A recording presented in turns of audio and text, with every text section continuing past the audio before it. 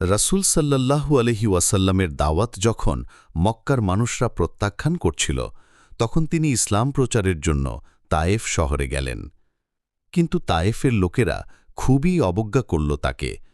শহরের নেতা তাকে বিদ্রূপ করল, এমনকি তারা শহরের ছেলেদের উস্কে দিল। তারা রাসূল সাল্লাল্লাহু আলাইহি ওয়াসাল্লামের পেছনে লেগে গিয়ে তাকে পাথর মারতে লাগল। রক্তে ভিজে গেল তার পা। তিনি একটি বাগানে আশ্রয় নিলেন।